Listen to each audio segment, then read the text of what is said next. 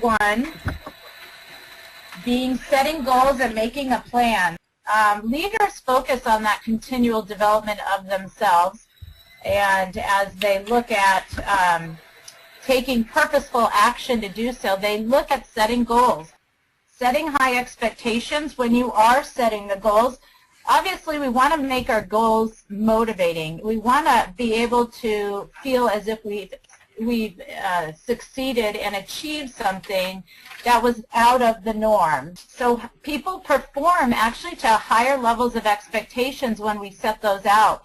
Set achievable stretch goals. So I like to say they're stretch because, you know, we can go day in and day out with just doing the same old things, and your goals sometimes just being a to-do list for the day. But are there goals on that to-do list that are enhancing your strengths and working on your leadership development area? Leaders who succeed in getting high performance, they display confidence not only in other people but in their own abilities to get the job done or to work towards achieving a specific goal. Leaders who bring out the best in others also believe in their abilities to mentor and build their team, and I believe you guys are at the forefront of doing this. Making your goals public holds us more accountable, and growing other people, if you are in that supervisory manager team lead role, even with your students too, talking about those goals out loud is very significant. The research has shown that we take more action when we talk about our goals. Rather than just thinking about them, putting them out there. Not unlike your mission statement, when we put it out there, we begin to feel as if we own it. The great thing about talking about them is also to say, you know what, I didn't reach my goal, but gosh, you know, there's a lot of learning and a lot of revising, and now my goal has changed. So it's okay to make it public. The great thing is that as leaders, we want to show others where we've had growth and where we can continually develop. There's a big misconception about goals. People put a lot of energy into thinking and not a lot of energy into doing when it comes to goals. Things I want to do, wish I could do, but they don't really formulate into action. Unfortunately, as the statistic is here, less than 3% of adults have actually written down their goals and have plans to how to achieve them. So that's a very small percentage. I want you to be in that small percentage because that small percentage also has shown to have the highest level of success. I think it was one graduating class that it said less than, I think it was Yale or one of them, where I was reading a research article. It said less than 10% of the graduating class had written down goals, and that 10% had 100% of success compared to the 90% that never wrote their goals. And so the writing thing is, I think, something that it concretes us, it holds us accountable. And the writing doesn't have to be a formal process or anything. And what we learn, though, is I will guarantee you people talk about what their goals are, and oftentimes they're goals that other people have given them. For instance, wellness is the prime example. People want to lose weight. The doctors have told them to lose weight. The doctors have told them to exercise.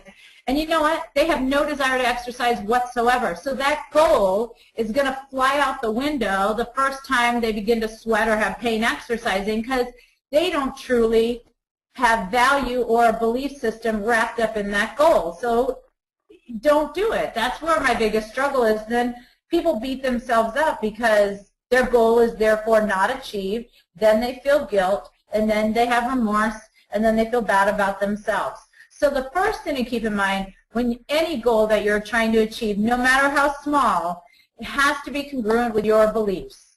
And the second is that you write it in a way which utilizes your I statements. You use the word I want to achieve this because this, I expect this as the outcome.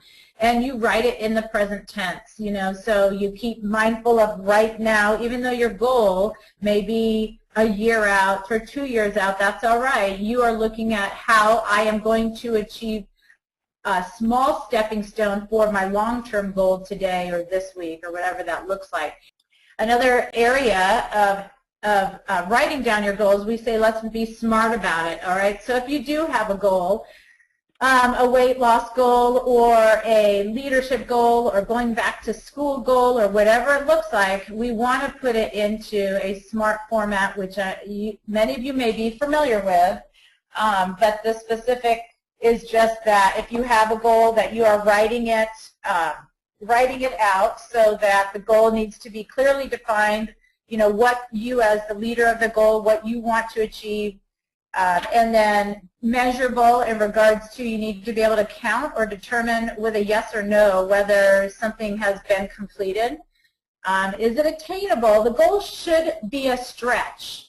And I did talk about that in the previous webinar. You want to be able to challenge yourself. It shouldn't be a goal that you already are doing. It should be a goal that is stretching you a little bit out of your comfort zone, but not too far to where it's not achievable. And then the results-oriented is that, you know, the results of the efforts, not so much of the activities that are required, but that the effort put out there, the results-oriented. And then the time-driven, I like time-driven because it holds me accountable. Put a time on it, and you guys can maybe think about this. Times will drive performance. Time-driven goals drive performance. So what steps do you need to cross the finish line and what goals you have set up? I know you guys are doing goal setting within your projects here, but are there goals outside of your project that you'd like to work on in regards to leadership and or your personal life as well? Make sure that within that the main goal that you have embedded the mini goals, because if you don't have many successes along the way, it's really hard to stay motivated. So you want to make those mini goals and you want to recognize when you have accomplished them. The seventh area that we look at is practicing, getting out of your comfort zone and practicing how to achieve new results, and particularly in regards to your goals. So for instance, if you have a goal surrounded with modeling the way, and your goal is to maybe looking at your values, your mission statement, and how are you putting action behind those each and every day, I would challenge you to say, are there new practices that you could take on to yourself that would help you achieve that? We oftentimes kind of get stuck in that functional fixedness in regards to doing things and solving problems the same way day in and day out. We don't look outside of ourselves or outside of our thinking to find new solutions to problems because we are so busy. We kind of, you know, drop our head, do the same drill. So practicing new things, seeking out alternatives, asking coworkers, coaches, or mentors, how do you maybe look at, instead of doing the same thing every time when I have a problem with my student, is there a different way for me to go about it to see different success? Practicing is what is very important as a leader. People who practice the skill, whatever the skill may be, and I'm speaking of a skill, maybe it's a technology skill, maybe it's a relationship skill, maybe it's a communication skill. People who practice more often are more likely to become experts at what they do. But, you know, and I can say I was a college athlete. You practice and you practice day in and day out before you step onto that stage for performing that final routine, not unlike performing arts, anything like that. So, but it seems to be that when we step into a professional role, that oftentimes we're not practicing on the practice field before going to the playing field. And I wonder why that is, and that's where a lot of us seem to stumble. You know, we've got great ideas, and we just think we're going to move forward with them and go right to the playing field, and we realize it's not the most practical way to move forward. So hone in on those skills, practicing them first. You know, as a trainer and developer, I'll give you my personal example. I do a lot of practice. I do a lot of my research. I do a lot of my rehearsing, my planning, how I'm going to deliver stories. I do a lot of that before my final, end project. And I know you guys might be doing this a little bit, but I challenge you just to do it a little bit more, especially with tasks that you might be struggling with and or potentially new tasks that you're wanting to take on and you're not quite sure how to do them. So practice with the unfamiliar methods. It makes it a lot, it feels as if it's a little bit of a safer environment to make mistakes, to fumble over things, to kind of, figure out what's going to work, what's not going to work. So run some of those practice plays before going to the playing field, if you would. All right, when we are practicing, we are continually looking at opportunities to grow from. We are looking at moving into a WOW leadership role, and WOW stands for what opportunities work, what went well, what went poorly, what did I do well, what did I not do so well, what could we improve. Always opportunities for growth. Failure is never a reason to quit. It's an opportunity to learn and grow from. Practice new ideas. Absolutely. Are you going to fail? Absolutely. I hope you do, because that's where most of our growth comes from our failures. So please do this, practice it, get comfortable with it, because it's not something we've been taught. It is something that we do have to develop a habit for. And the great thing is that we could all answer this. Knowledge is what? What you would probably say is knowledge is power, but absolutely not. Knowledge is not power unless it is applied. So that's what practicing does. We might be accumulating the knowledge. We might think we have the power, but until we can apply it and practice it, we haven't really achieved power with it. We can accumulate a lot. I know we've got a lot of thinkers out there that like to gather a lot, but we need to be doing something with it, and that's where your power will come from. All right. Measuring our progress is, again, vital to the whole formula of success. And, when you're heading towards a distant goal, it's all too easy to really get discouraged. And oftentimes, we say we have a goal, but we're not always sure how we're going to get there. I sometimes think about like a long walk. If you have no idea how much further you have to go or how far you've already come, sometimes that gets discouraging or you get demotivated, So, but if you know where you've already gone and you have, you've traveled, say, 5 miles and you have 4 left to go, you know what it is, you know you're halfway there. It's almost more motivating and more encouraging because you've already done so much and you only have so much to go. And so that can be in your pocket as a tool to help keeping you moving in the right direction. And we sometimes wait for like our year-end review, our semi-annual review at work to do this. I wonder if there's measurable means in which you can be measuring your progress on a daily or weekly basis.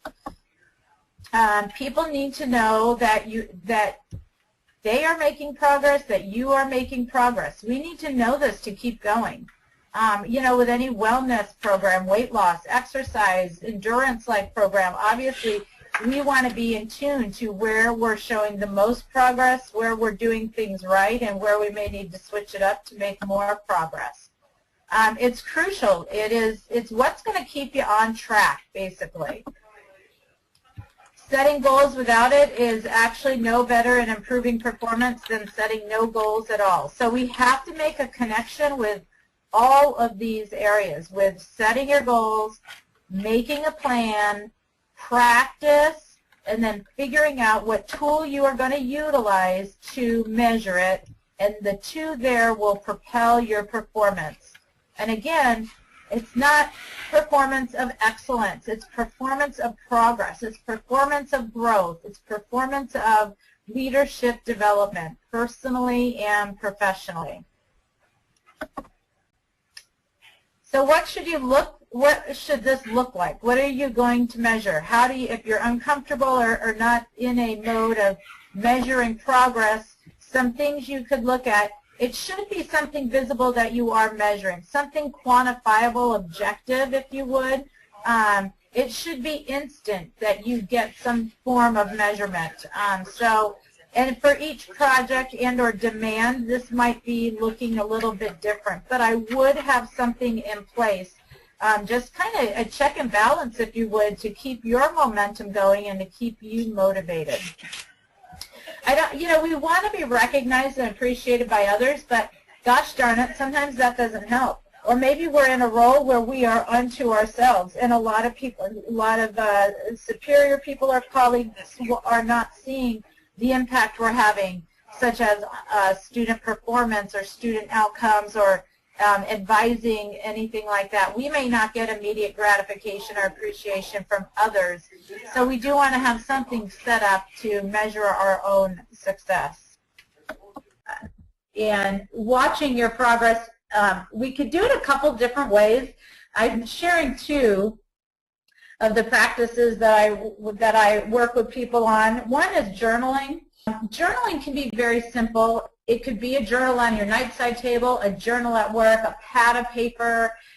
Doesn't have to be anything formal for those of you that don't enjoy writing but have ideas and want to put them on paper. It doesn't have to be grammatically correct. It's simply for your own purpose. And so, like, for instance, they talk about, writing a simple list of actions you're going to take during the day. So maybe reflect on writing out some of her goals for the day, keeping her focused and on track with personal and professional goals, writing down at the end of the day possibly what went well, reflecting on your achievements for the week.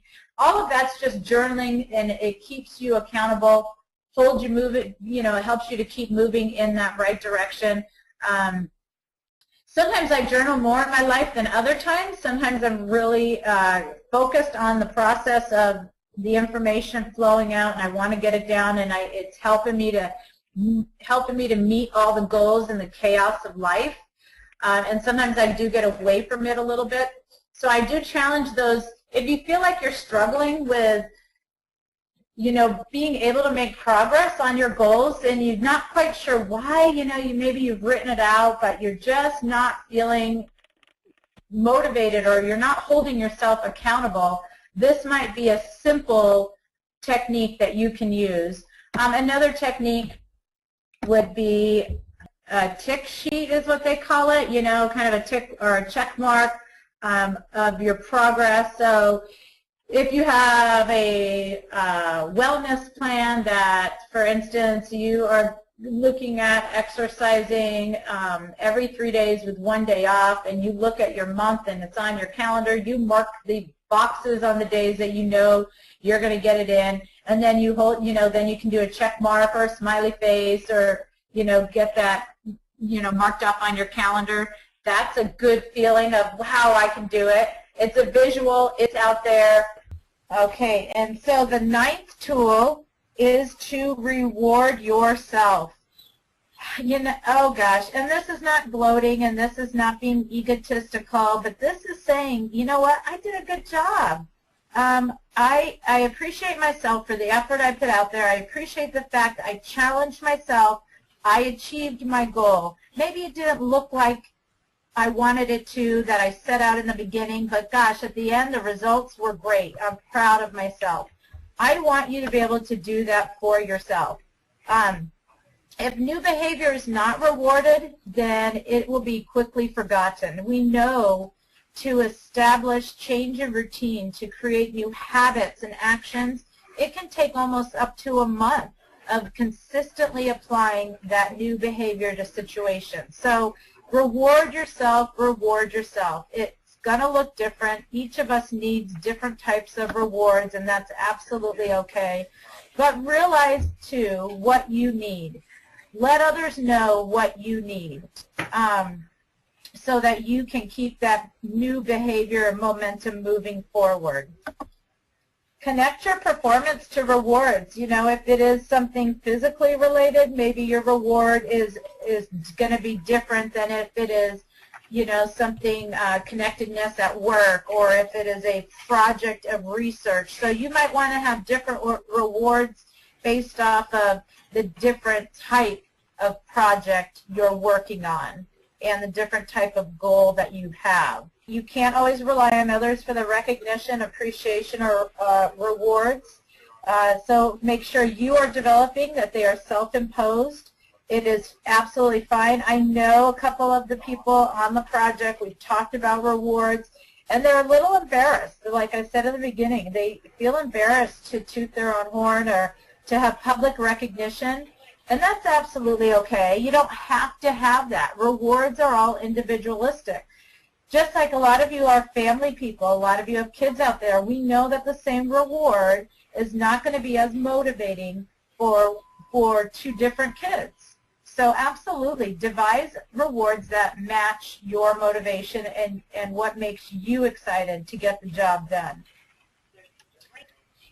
The research in regards to motivation is really that intrinsic motivation comes from those intrinsic rewards, a sense of accomplishment, a sense of being attached to something that has meaning, that I have this goal of writing or establishing a specific business, and that is linked to really my meaning or my legacy I want to pass on. So I reward myself with, little increments along the way. I will make sure I take time to reflect and really think about the things I've done well, the things that I could do better. I reward myself with that positive recognition, because that is what intrinsically is a very strong motivator, that sense of accomplishment, completion. Rewards can come from, having a glass of wine or going on a vacation. I just like to make sure that our connection to the reward is consistent with the goal, if you would, that the two are kind of go together. And because that is what will keep us moving in obtaining that reward, or that goal. And then the 10th tool that we look at is honesty and being humble as a leader.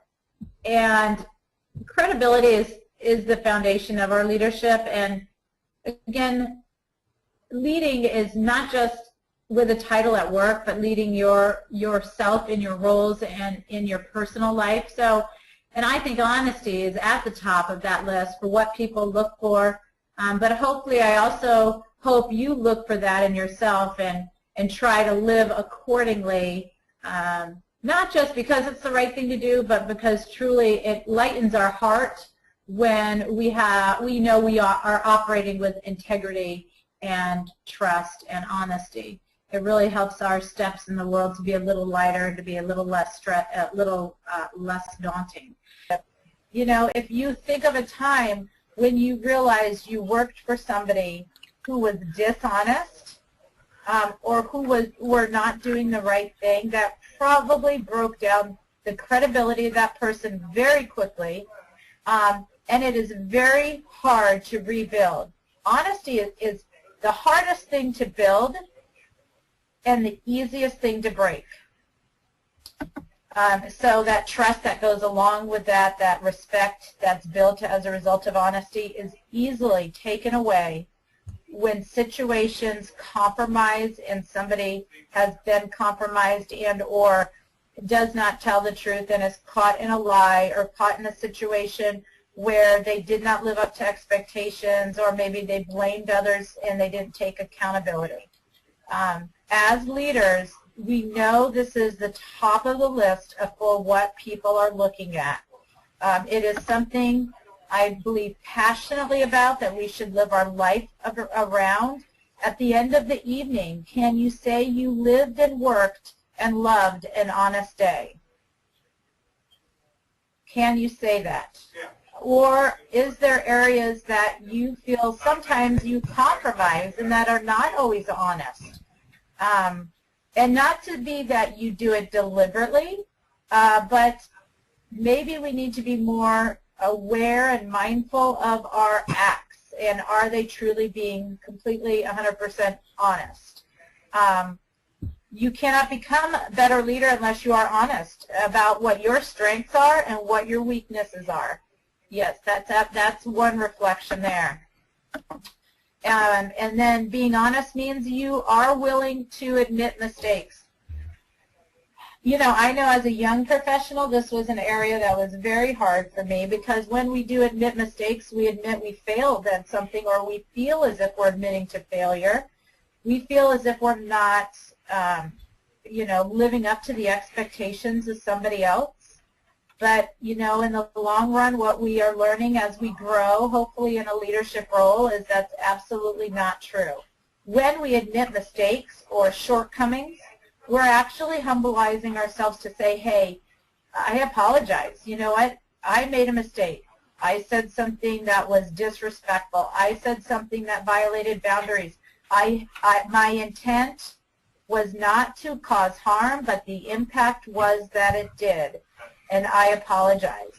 And that's the best ownership, I believe, of admitting you've made a mistake, owning it, and then doing something about it. Open for suggestions, too.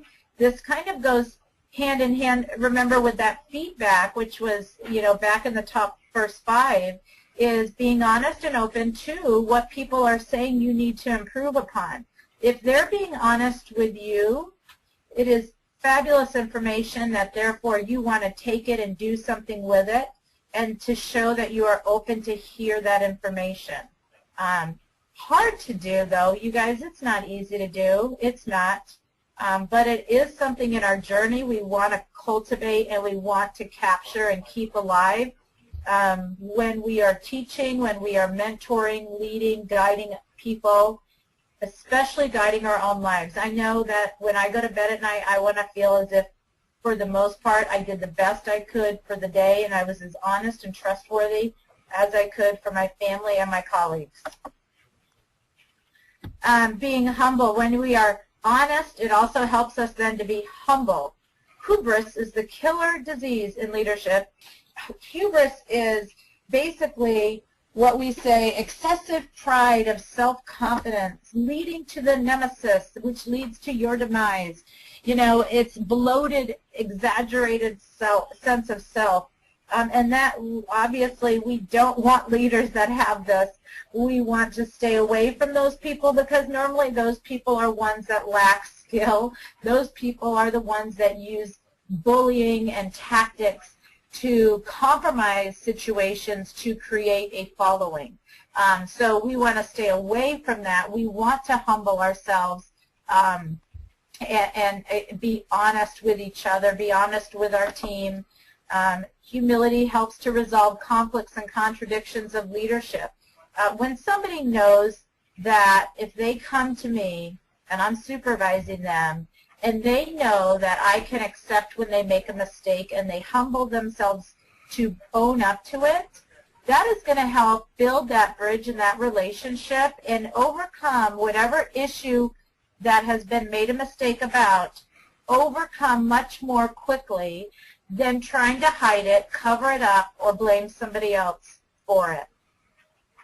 So if you can get to that point in your relationships where you are open about being honest, you're open about making mistakes, you're humble enough to admit when it happens to you, to model that to the people you are working with, gosh, what an amazing person and strength that is. Amazing. And it will come across based off of your strengths and how you communicate your talent themes. This may come across and look different for a variety of people, so do be aware of that when someone is trying to do it but maybe not doing it in the way in which you expect or how you would do it, but recognizing when they are trying to do it and help them through that journey. And so my question is, what do we do with this information? We have it. It's happened. Right? Now what are we going to do with it? Let me know what your action plan is. Come back to me with 3 ideas you have to make sure we've had a learning experience as a result of that. Is to be honest and humble about it helped to build the bridge of recovery quicker. We'll move into the next section here, which is your comfort level with all 34 talent themes. I know we have been focusing primarily on your top 5 because I did want to give you a comfort and a feeling of understanding of where your strengths and talents lie. Again, it is a continued evolving process that I hope, sometimes you stumble through and sometimes you realize, wow, that is me, but sometimes you realize I didn't do well today. Why? What was happening? But your greatest strengths, too, is going to be not only understanding your own, but understanding the strengths of the people that you're working with. Your biggest success comes from working with people, between people, and through people. Any organization that is highly successful recognizes the importance of relationships.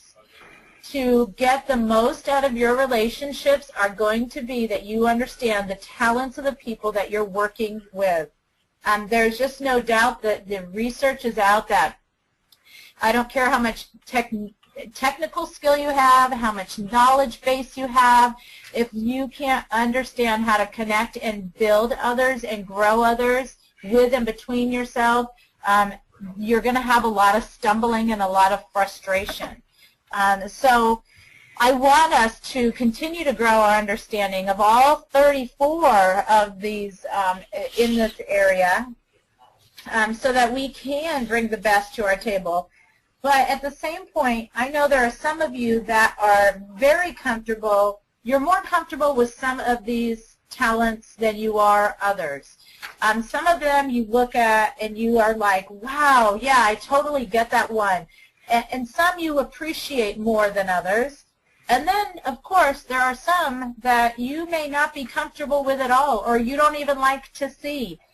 Or if someone comes in your door and you know that they have a certain talent theme, you like stay away from them, or immediately you judge them, or you've got a bias about them because you're uncomfortable with understanding where they're coming from. And so, you know, what is your comfort zone, basically, and we want to grow it.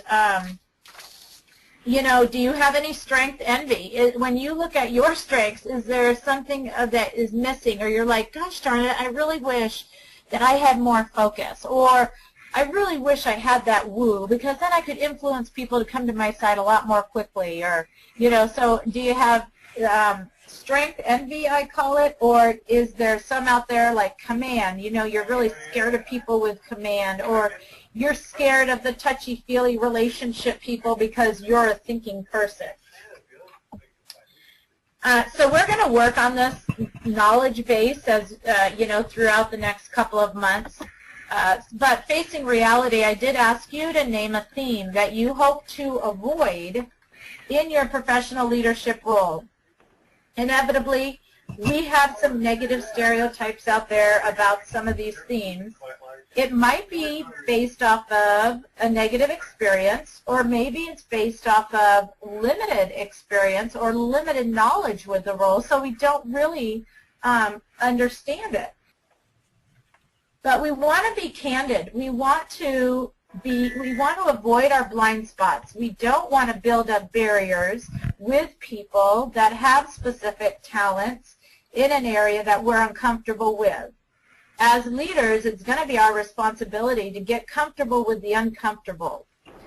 So being candid, helps to avoid those blind spots. If you're candid and you do not have to pretend that you love all 34 strengths equally, that helps you to work more with all of the themes, even if you're not comfortable with it. It's okay, I'm uncomfortable with this theme, but I know that this person has it, so what do I need to do to make sure we're working together and I'm not taking it personally, or I'm not closing the door to conversation because of my own issue? You know, as a leader, we want to be aware of what those blind spots are, and how maybe potentially my, you know, stereotypes may get in my way. My unconsciously, we prejudge, we come up with conclusions prior to conversation. So, yeah, as a leader, if I am not aware of my blind spots, then I'm not aware of how those kind of things might compromise the success of a project, or compromise a relationship, or make a relationship more difficult than it has to be. Because, gosh, you know, don't we have some of those people in our lives where it's just a challenge to work with this person? But maybe if I ask myself what that person's strengths were, I might have a better understanding of how I need to speak to them, how I need to give them direction. So there is always something that we can uncover and address with our blind spots, continually learning and growing personally and professionally. But what I also want to do is not just leave us with the thoughts of blind spots. All of the 34 have beauty within each of them when we can find it and locate it. All of them I want us to have a familiarity with, at least a sense of understanding, so that when it does come in front of us, we can look to not just our blind spot about it, but maybe recognize the positivity in them. And there's positivity in each of these 34. It's only when our blind spots fade into it that we have trouble seeing it, if you would.